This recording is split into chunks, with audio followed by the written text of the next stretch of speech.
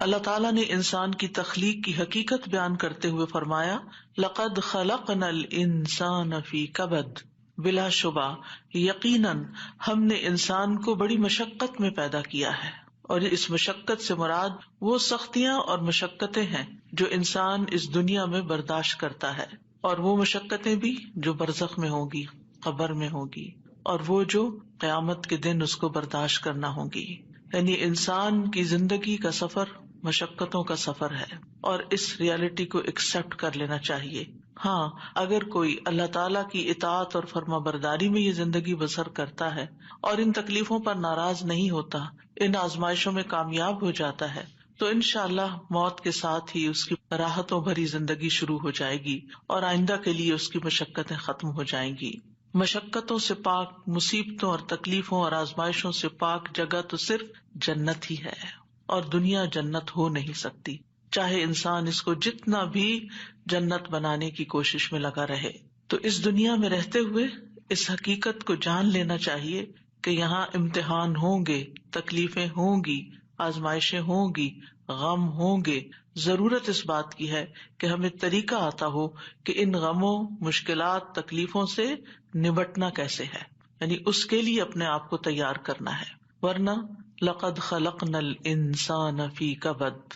ابن عباس کہتے ہیں کبد سے مراد اس کا پیٹ میں حمل کی صورت میں رہنا، اس کا دودھ پینا، اس کا دودھ چھڑانا، دانتوں کا اگنا، اس کی زندگی کے بچپن کے مراحل اور اس کی گزران، اس کی موت، یہ سب کچھ بہت سخت اور شدید ہوتا ہے۔ یعنی حمل سے لے کے پیدائش کا مرحلہ، اور پھر دودھ پینا اور چھڑانا اور دانتوں کا آنا اور ٹیدنگ پیریڈ، سارے ہی مراحل کے اپنے مسائل ہوتے ہیں۔ ان سب میں انسان کو کسی نہ کسی تکلیف سے گزرنا پڑتا ہے۔ قتادہ کہتے ہیں کہ وہ دنیا اور آخرت دونوں کی مصیبتیں جھیلتا ہے تو آپ اس کو مشقت میں پڑا ہوا ہی پائیں گے، یعنی انسان ہے ہی مشقت میں۔ ابن الجوزی کہتے ہیں دنیا آزمائشوں اور مصیبتوں کے لیے بنائی گئی، سمجھدار شخص کو چاہیے کہ اپنے نفس کو صبر پر آمادہ کرے۔ یعنی یہاں یہ سب کچھ تو ہوگا ہی، تکلیفیں تو آئیں گی، لیکن ضرورت کس چیز کی ہے کہ ہم اپنے آپ کو سمجھائیں کہ یہ دنیا مشکل جگہ ہے، یہاں صبر کرنا ضروری ہے۔ دنیا مومن کے لیے قید خانہ ہے۔ رسول اللہ صلی اللہ علیہ وسلم نے فرمایا الدنیا سجن المؤمن و جنت الکافری، دنیا مومن کے لیے قید خانہ ہے اور کافر کے لیے جنت ہے۔ تو اس کا کیا مطلب ہے کہ کیا کافر کو کوئی مشقت نہیں ہوتی اس دنیا میں؟ ہوتی ہے، لیکن مراد اس سے یہ ہے کہ آخرت کی تکلیفوں کے مقابلے میں دنیا میں جو بھی اس کو ملا ہے وہ اس کے لیے جنت ہی ہے، کیونکہ اس کے لیے آخرت میں جنت نہیں ہے۔ اور آخرت مومن کے لیے خوشحالی کا گھر ہے۔ جب مومن وہاں پہنچے گا تو پکار اٹھے گا وقال الحمد للہ الذی اذهب عنا الحزن ان ربنا لغفور شکور الذی احلنا دار المقامة من فضله لا يمسنا فيها نصب ولا يمسنا فيها لغوب۔ اور وہ کہیں گے کہ اس اللہ کا شکر ہے جس نے ہم سے غم کو دور کر دیا، یعنی جنت میں جا کر انسان واقعی غم سے دور ہو جائے گا۔ یقیناً ہمارا رب بخشنے والا قدردان ہے جس نے اپنے فضل سے ہمیں ابدی قیام گاہ میں لا اتارا، جہاں ہمیں نہ مشقت اٹھانی پڑتی ہے اور نہ کوئی تھکاوٹ لاحق ہوتی ہے، یعنی نہ ہی کوئی کام مشکل ہے اور نہ ہی ہم تھکتے ہیں، آرام ہی آرام ہے، سکون ہی سکون ہے۔ لیکن اس سکون کو پانے کے لیے اس دنیا میں تھکنا شرط ہے، اپنے آپ کو اللہ کی عبادت میں، بندوں کی خدمت میں تھکانا لازم ہے۔ دنیا جتنی بھی تکلیف دہ ہو، لیکن انسان جب جنت میں پہنچے گا تو جنت کا ایک چکر دنیا کی ساری فکروں کو ختم کر دے گا۔ نبی صلی اللہ علیہ وسلم نے فرمایا قیامت کے دن اہل جنت میں سے اس آدمی کو پیش کیا جائے گا جسے دنیا میں لوگوں میں سے سب سے زیادہ تکلیفیں آئی ہوں گی، پھر اسے جنت میں صرف ایک غوطہ دے کر، یعنی ایک چکر لگوا کر پوچھا جائے گا اے ابن آدم، کیا تو نے کبھی کوئی تکلیف بھی دیکھی؟ کیا تجھ پر کبھی کوئی سختی بھی گزری؟ وہ عرض کرے گا اے میرے رب، اللہ کی قسم کبھی نہیں، کوئی تکلیف نہیں دیکھی، ساری تکلیفیں بھول جائیں گی، کبھی کوئی تکلیف میرے پاس سے نہ گزری اور نہ ہی میں نے کبھی کوئی شدت و سختی دیکھی۔ یعنی ایسی ٹھنڈک، ایسا آرام، ایسا سکون، ایسا لطف آئے گا کہ اس کے حافظے سے بھی نکل جائے گا کہ کبھی اس نے کوئی دکھ دیکھا تھا۔ تو آج ہم اس سلسلے میں رنج و غم کو دور کرنے والی سب سے بڑی دعا آیت کریمہ کے بارے میں پہلے پڑھیں گے۔ ارشاد باری تعالیٰ ہے اور مچھلی والا جب وہ اپنی قوم سے غضبناک ہو کر چلا گیا تو اس نے گمان کیا کہ ہم ہرگز اس پر قادر نہ ہوں گے. پھر اس نے اندھیروں میں پکارا کہ تیرے سوا کوئی الہ برحق نہیں، تو پاک ہے، بے شک میں ہی ظالموں میں سے ہوں. تو ہم نے اس کی دعا قبول کر لی اور اسے غم سے نجات دے دی، اور ہم ایمان لانے والوں کو اسی طرح نجات دیا کرتے ہیں. یہاں ذنون سے مراد یونس علیہ السلام ہے، یعنی مچھلی والے. نون سے مراد مچھلی. یونس علیہ السلام عراق کی ایک بستی نینوا میں مبعوث کیے گئے تھے. انہوں نے اپنی قوم کو توحید کی دعوت دی، لیکن وہ مسلسل انکار کرتے رہے، جیسے کہ ہر قوم کا شیوا رہا. تو آخر ان سے اکتا کر، تنگ آ کر، غصے کی حالت میں ان کے حق میں بد دعا کی اور عذاب کی دھمکی دے کر اللہ کی اجازت کے بغیر انہیں چھوڑ کر نکل پڑے، جس کی انہیں اجازت نہیں تھی. جبکہ منصب رسالت کا تقاضا کیا تھا کہ ان کے کفر اور سرکشی کے باوجود انہی میں رہیں، اور جب تک اللہ تعالیٰ کا حکم نہ آ جائے، جب تک ان کی مدت مہلت پوری نہ ہو جائے، انہیں ہرگز نہ چھوڑا جائے. جیسا کہ نوح علیہ السلام نے 950 سال اسی کشمکش میں، اسی کام میں، اسی محنت میں گزار دیے، اور پھر اس وقت ان کے حق میں بد دعا کی جب ان سے کسی خیر کی توقع نہ رہی. اور جب اللہ تعالیٰ نے انہیں بتا دیا کہ اب اس کے بعد تمہاری قوم میں سے کوئی بھی ایمان نہیں لائے گا، تو اب جب انہیں پتا چل گیا کہ کوئی بھی ایمان نہیں لائے گا، تو پھر انہیں اجازت دی گئی کہ وہ ان کے ختم ہونے کی دعا کر لیں، اور انہیں پھر ختم کر دیا گیا. یونس علیہ السلام گھبرا گئے اور اپنی بستی کو چھوڑ گئے، اور بستی سے نکل کر کچھ لوگوں کے ساتھ ایک کشتی میں سوار ہو گئے. جو ہی وہ کشتی آگے بڑھی سمندر میں، تو کشتی ڈگمگانے لگی کیونکہ اوور لوڈڈ تھی. اب ساری کشتی کے ڈوبنے کا خطرہ تھا، تو انہوں نے قرہ اندازی کی کہ ایک آدمی کو کشتی سے نکال دیں تاکہ کشتی کا بوجھ ہلکا ہو جائے اور یہ اپنی منزل تک پہنچ جائے. قرے میں یونس علیہ السلام کا نام نکلا، لیکن انہوں نے کشتی سے نکلنے سے انکار کر دیا. لہٰذا دوبارہ قرہ اندازی کی گئی کہ ہو سکتا اب کسی اور کا نام نکل آئے، لیکن پھر آپ ہی کا نام نکلا، اور پھر آپ نہیں نکلنا چاہتے تھے کشتی سے. پھر تیسری بار قرہ اندازی کی گئی تو پھر آپ ہی کا نام نکلا. اللہ سبحانہ وتعالیٰ فرماتے ہیں فَسَاهَمَ فَكَانَ مِنَ الْمُدْحَضِينَ، پھر وہ قرہ میں شریک ہوا تو ہارنے والوں میں سے ہو گیا. اب تو کوئی گنجائش ہی نہیں رہی تھی کہ اس کے بعد کچھ قرہ اندازی کی جائے، اب تو انہی کی باری تھی. قرہ ان کے نام نکلا. یہ دیکھ کر یونس علیہ السلام کھڑے ہو گئے اور انہوں نے دریا میں چھلانگ لگا دی. جو ہی انہوں نے چھلانگ لگائی، ایک بہت بڑی مچھلی نے آ کر ان کو نگل لیا. آپ اس وقت مچھلی کے پیٹ میں جاتے ہی مسلسل تسبیح کرنے لگے. مچھلی ان کو لے کر سمندر کی گہرائیوں میں چلی گئی، اور اب یہاں پر مچھلی کے پیٹ کا اندھیرا اور سمندر کی گہرائیوں کا اندھیرا، اور پھر اس کے بعد رات کا اندھیرا. تو ایسے میں یونس علیہ السلام نے جس دعا سے مدد لی وہ یہی دعا تھی جو ان آیات میں بیان ہوئی ہے، لا الہ الا انت سبحانک انی کنت من الظالمین. تو بہرحال اللہ سبحانہ تعالیٰ نے ان کی دعا سن لی، انہیں غم سے نجات دی، اور مچھلی نے آپ کو ساحل پر اگل دیا، ایسے ساحل پر جہاں نہ کوئی انسان تھا، نہ کوئی پرندہ، نہ کوئی درخت اور نہ کوئی سایہ. پھر اللہ کے اذن سے انہیں یعنی کدو کی بیل کا سایہ بھی فراہم کیا گیا، اور اس کے ساتھ ساتھ کھانے کو بھی دیا گیا. اور ان کی جب تکلیف دور ہوئی اور وہ چلنے کے قابل ہوئے، کیونکہ ظاہر ہے کہ مچھلی کے اسٹمک میں ایسڈ ہوتا ہے، اور وہ ایسڈ نے ان کی اسکن کو اور ان کے پوری ہوش و حواس، ان کی آنکھیں، ان کی ہر چیز کو کتنا متاثر کیا ہوگا. تو جب ان کے ہوش و حواس بحال ہوئے اور چلنے کی کچھ طاقت ہوئی تو دوبارہ اسی بستی کی طرف بھیجے گئے.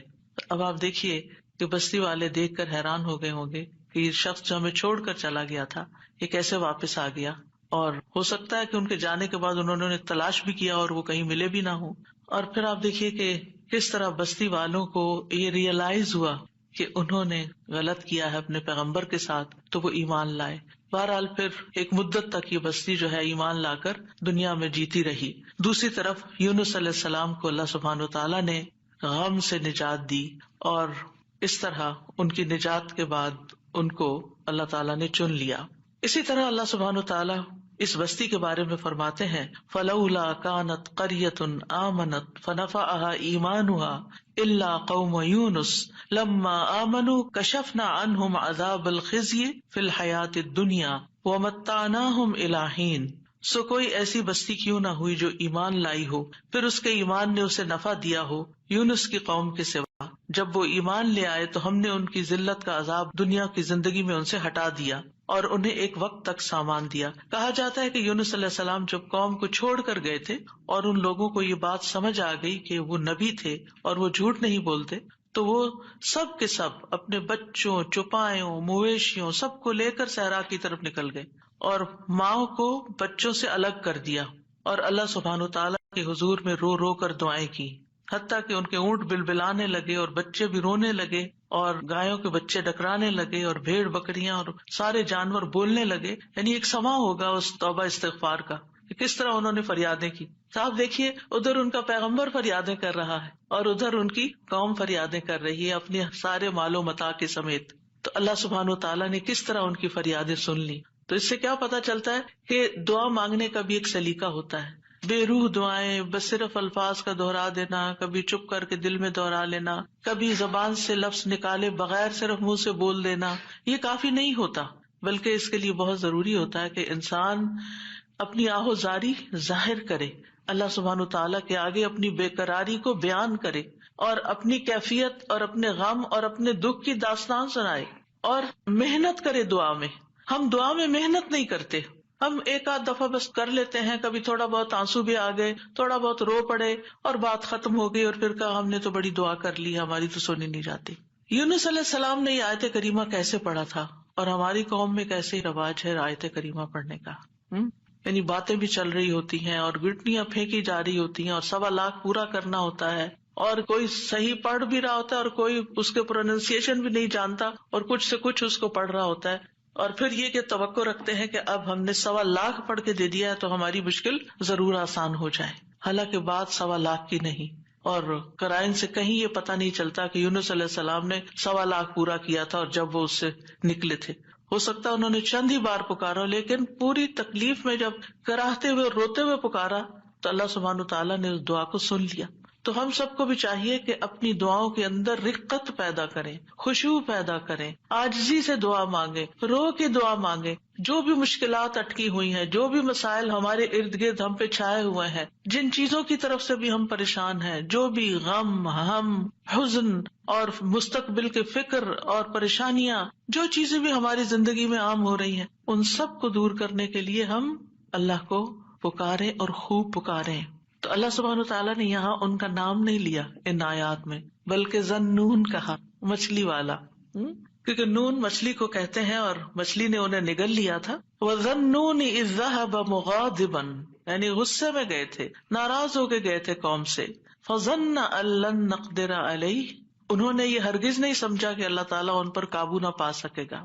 یعنی اس کا مطلب ہے کہ انہوں نے سمجھا کہ شاید ان کی پکڑ نہیں ہوگی، یعنی انہیں کچھ کہا نہیں جائے گا. قدرہ کا مطلب ہوتا ہے کسی پہ کوئی چیز تنگ کر دینا، جس سے رزق کی تنگی کے لیے بھی یہ لفظ قرآن میں استعمال ہوتا ہے. مطلب یہ ہے کہ یونس علیہ السلام جب اپنی قوم کو چھوڑ کر نکل رہے تھے تو انہوں نے یہ سمجھا تھا کہ اس پر وہ حق بجانب ہیں اور ان کی پکڑ نہیں ہوگی، یعنی ہم انہیں کچھ نہیں کہیں گے. لیکن پکڑ ہو گئی کیونکہ اللہ تعالیٰ کا حکم نہیں آیا تھا.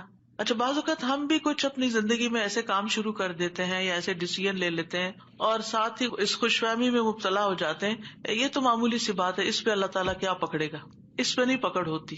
لیکن کبھی بھی جان بوجھ کے نافرمانی نہیں کرنی چاہیے اور انسان کو حد الوسع کوشش کرنی چاہیے کہ اللہ تعالیٰ کی ناراضگی کے کاموں سے بچے اور کسی بھی گناہ کو ہلکا نہیں سمجھنا چاہیے، چھوٹا نہیں سمجھنا چاہیے کہ اس پہ نہیں پکڑ ہوتی.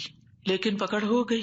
فنادا فی الظلمات اللہ الہ الا انت سبحانک انی کنت من الظالمین. آپ دیکھیے ہم سے بھی جب کوئی غلطی ہوتی ہے نا، کوئی بات منہ سے غلط نکل جائے، کوئی ہمارا رویہ کسی کے ساتھ غلط ہو جائے، معاملہ کسی کے ساتھ سخت ہو جائے، ہم کسی کے ساتھ تلخ ہو جائیں، تو اس کے بعد ہمارے دل میں ریگریٹ ضرور آتی ہے، ہمیں احساس ہوتا ہے. اور حدیث میں آتا ہے کہ فرشتہ 6 گھڑیاں قلم اٹھائے رکھتا ہے. اگر اس میں، اب گھڑیوں سے مراد کتنی ڈیوریشن ہے یہ نہیں مجھے معلوم، لیکن مطلب یہ ہے کہ کچھ دیر اس کو دی جاتی ہے کہ کیا یہ اپنی غلطی مانتا ہے. اور کچھ اللہ کے بندے ایسے ہوتے ہیں کہ جو ہی ان سے غلطی ہوتی ہے اور ان کے دل میں پنچ ہوتی ہے، ان کو شرمندگی ہوتی ہے، وہ فوراً استغفار شروع کر دیتے ہیں اور اپنی غلطی کو مان جاتے ہیں اور کہتے ہیں کہ یہ کیا کیا میں نے، مجھے ایسا نہیں کرنا چاہیے تھا. اور پھر کیا ہوتا ہے، اللہ تعالیٰ اپنی رحمت سے معاف کر دیتا ہے ایسے بندوں کو. تو یونس علیہ السلام سے بھی جو ہو گئی کمی، اس کے بعد انہیں احساس ہو گیا کہ ایسے ہی ان کا نام کرے میں نہیں نکلا.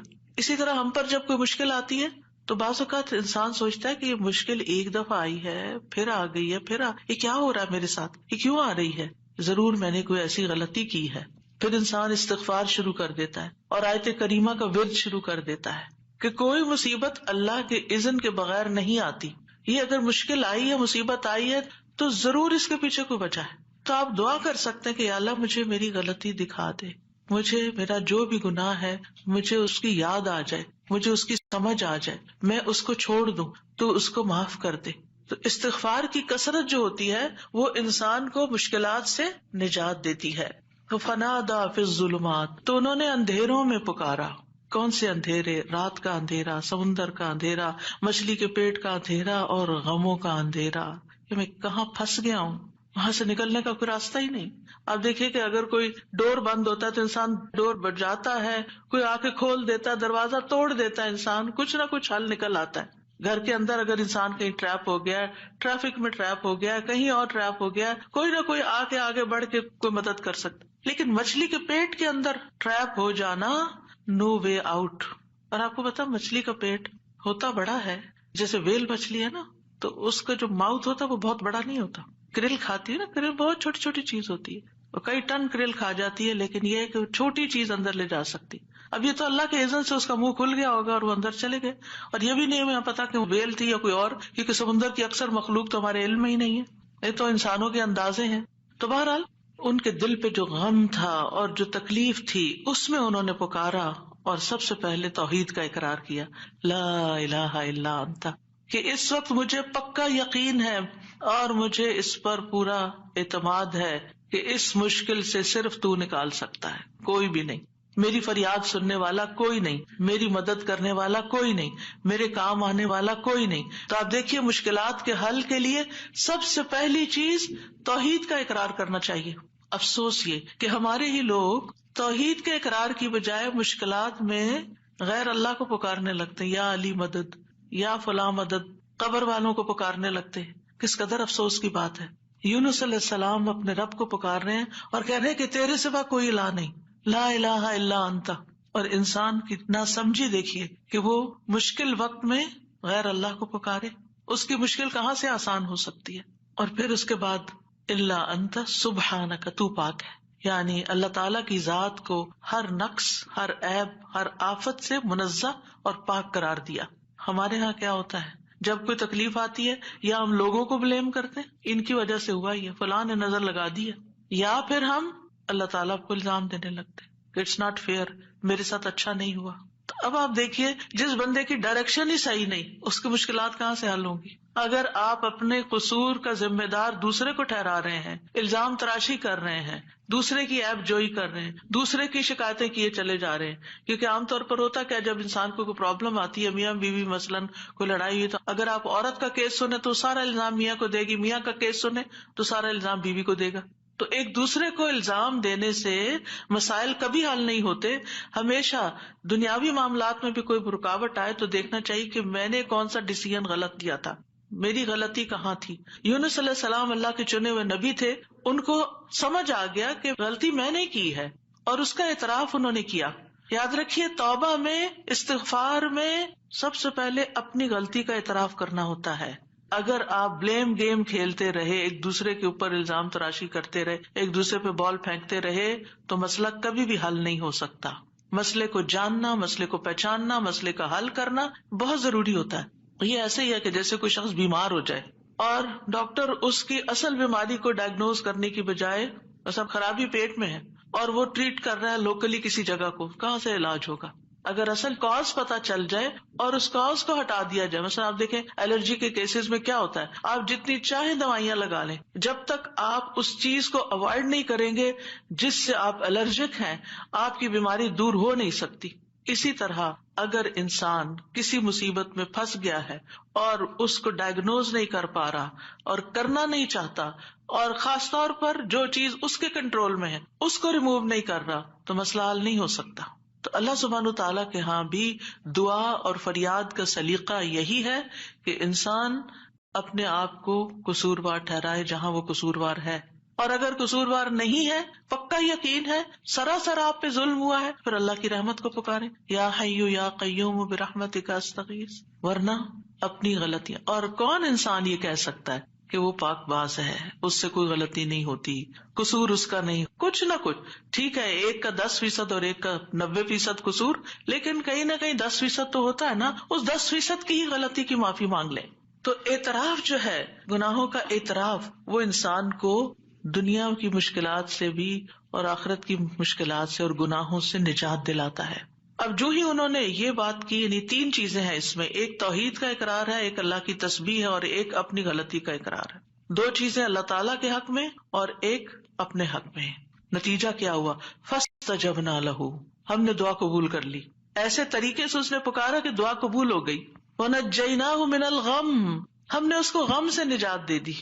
یہ قرآن کے الفاظ ہیں. لہذا جس کے دل پر کوئی بھی غم ہے کسی بھی چیز کا، اولاد کی طرف سے، ازواج کی طرف سے، یا مال کی طرف سے، یا کسی بھی طرح کا کوئی غم، ہم، فکر، پریشانی، اس کو انہی کلمات کو لازم کر لینا چاہیے اور اسی جذبے کے ساتھ پڑھنا چاہیے جس جذبے کے ساتھ یونس علیہ السلام نے پڑھا تھا.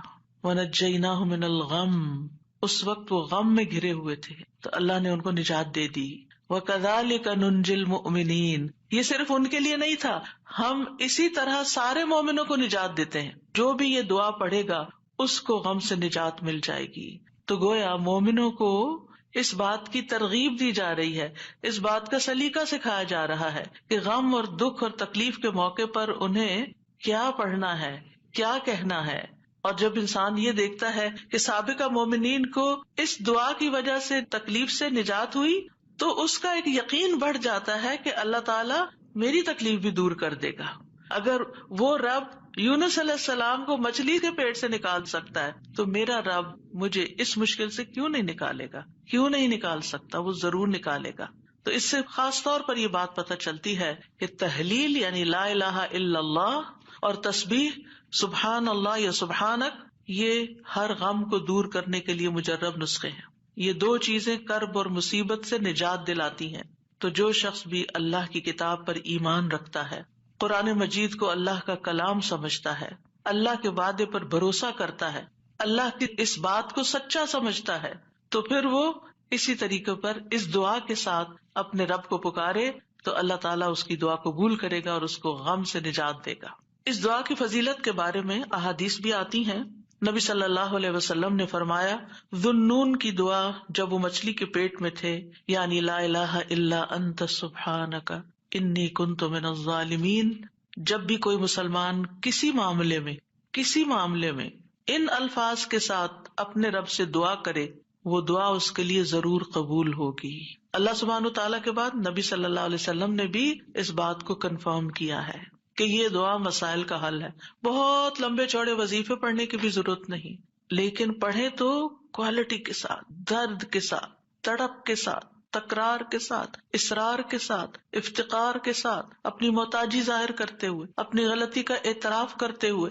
اسی طرح سلسلہ صحیحہ کی حدیث ہے، رسول اللہ صلی اللہ علیہ وسلم نے فرمایا، کیا میں تمہیں ایسی چیز نہ بتا دوں کہ جب تم میں سے کسی آدمی کو رنج و الم اور دنیا کی آزمائشوں میں سے کوئی آزمائش آئے تو وہ اس دعا کو پڑھے تو اس کی تکلیف دور ہو جائے گی. تو آپ سے کہا گیا کیوں نہیں؟ آپ نے فرمایا وہ مچھلی والے کی دعا ہے، لا الہ الا انت سبحانک انی کنت من الظالمین، کہ جس کو بھی آزمائش آئے وہ یہ دعا پڑھ لے تو اس کی دعا قبول ہو جائے گی، آزمائش ختم ہو جائے گی. ایک روایت میں آتا ہے، سعد کہتے ہیں، ایک مرتبہ مسجد نبوی میں میرا گزر عثمان بن عفان رضی اللہ عنہ کے پاس سے ہوا. میں نے انہیں سلام کیا، انہوں نے نگاہیں بھر کے مجھے دیکھا لیکن جواب نہیں دیا.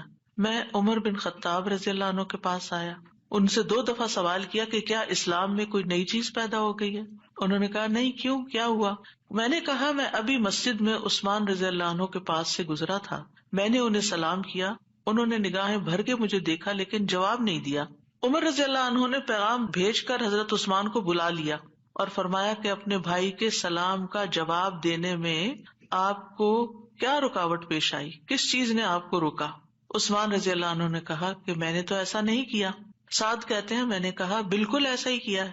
کہتے ہیں حتیٰ کہ عثمان رضی اللہ عنہ نے قسم کھا لی تو میں نے بھی قسم کھا لی. پھر عثمان رضی اللہ عنہ کو کچھ یاد آ گیا تو انہوں نے کہا بلا واستغفر اللہ واتوب الیہ، ہاں ایسا ہوا ہے، میں اللہ سے معافی مانگتا ہوں اور توبہ کرتا ہوں. آپ ابھی ابھی میرے پاس سے گزرے تھے، دراصل میں اس وقت ایک بات سوچ رہا تھا جو میں نے رسول اللہ صلی اللہ علیہ وسلم سے سنی تھی، اور اللہ کی قسم جب بھی مجھے وہ بات یاد آ جاتی ہے میری آنکھیں پتھرا جاتی ہیں اور میرے دل پہ پردہ آ جاتا ہے، یعنی مجھے اپنی ہوش نہیں رہتی.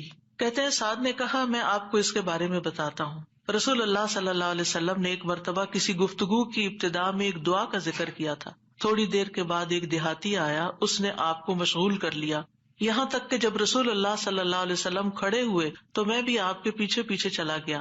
جب مجھے اندیشہ ہوا کہ جب تک میں آپ کے قریب پہنچوں گا آپ اپنے گھر پہنچ چکے ہوں گے تو میں نے اپنا پاؤں زمین پر مارا تو رسول اللہ صلی اللہ علیہ وسلم نے میری طرف توجہ کی. پوچھا یہ کون ہے؟ ابو اسحاق ہے. کہتے ہیں میں نے عرض کیا جی یا رسول اللہ صلی اللہ علیہ وسلم. آپ نے فرمایا کیا بات ہے؟ کہتے ہیں میں نے عرض کیا کہ آپ نے ہمارے سامنے ابتدا میں ایک دعا کا تذکرہ کیا تھا اور پھر ایک دیہاتی نے آپ کو مشغول کر لیا اور آپ نے وہ بتائی نہیں دعا.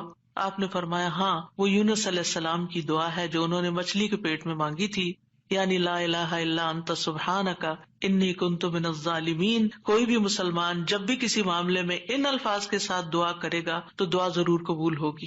اب آپ دیکھیے کہ یہ صحابہ ہیں، یعنی کہنے کو تو یہ حدیث کا آخری حصہ میں سنا کے آگے چلتی، لیکن مجھے یہ بات اس لحاظ سے اچھی لگتی ہے کہ اس میں ہمارے سیکھنے کی کچھ اور باتیں بھی ہیں. وہ یہ کہ اتنے جلیل القدر صحابی جو رسول اللہ صلی اللہ علیہ وسلم کے انتہائی قریب تھے، یعنی ان سے پائس امت میں کون ہو سکتا ہے نا؟ حضرت عمر ہو، حضرت عثمان ہو، حضرت علی ہو، حضرت ابوبکر رضی اللہ عنہ ہو، لیکن انسان تھے اور ان پر بھی ایسی غیر معمولی کیفیات آتی تھی کہ وہ اپنی سوچوں میں یا اپنے حالت میں ایسے مشغول ہوتے تھے کہ ان کو سامنے کی چیز نظر نہیں آتی تھی. بعض اوقات ایسا کوئی غم ہوتا ہے، کوئی بات ہوتی ہے، ہو سکتا ہے نبی صلی اللہ علیہ وسلم نے آپ کی آخری وقت کے بارے میں فتنوں کی کوئی پیشن گوئی کی ہو، کیونکہ یہاں بات کا نہیں پتہ چلتا کہ کون سی بات ان کو ہر چیز بھلا دیتی تھی.